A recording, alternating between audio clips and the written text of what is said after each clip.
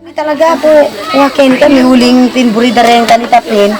Flora pa kanita yung school ni, uling timbang kanya min. Wah, isipan mi ilog, isipan mi danok.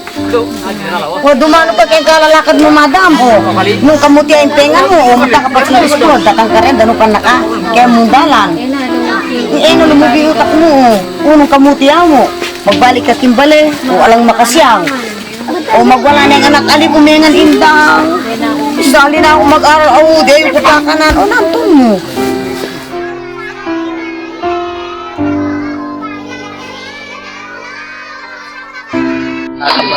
May maganda pong magagawa pag nagka-school po dito, pag nagkaroon po kayo ng eskwelahan dito, makakapag-aral na po sila ng maayos, hindi na po yung pa-absent-absent. Hindi na po. Kasi po si Madam, yung teacher po namin, si Madam, halos po, isa po sumasakit yung ulo niya dahil marami pong bata. Di isa po yung teacher namin.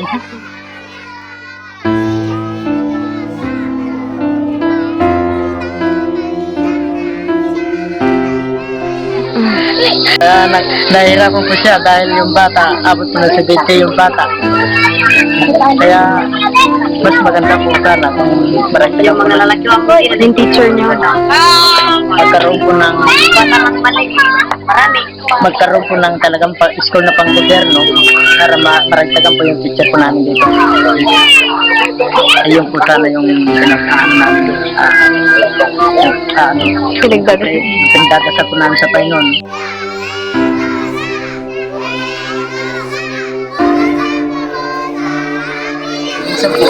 Gusto namin kung bago sila bababato, magaling na po sila na magbasa. Meron na silang matutunan. Hindi na sila mahiya sa una, marunong na sila makipag-kalabila sa dahil sa una, hindi na sila mahiya.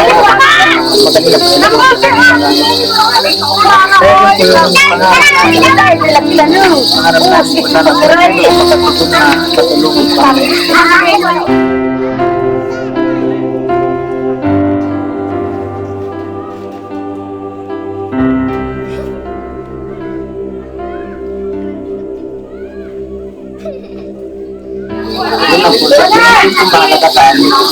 Kahit na hindi na kayo matulungan ng iba ibang tulong, kayo lang po kami ng school namin na makawa.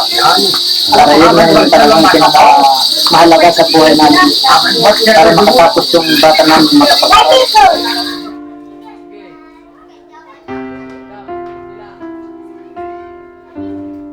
Ilang oras po yun?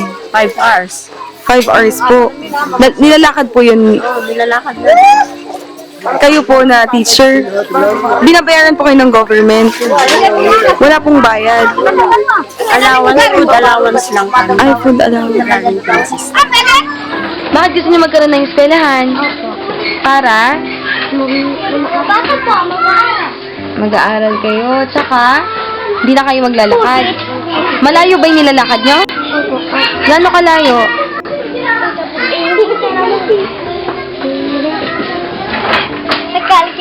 Gano'n kalayo yung lakad nyo? Ha? Sobra?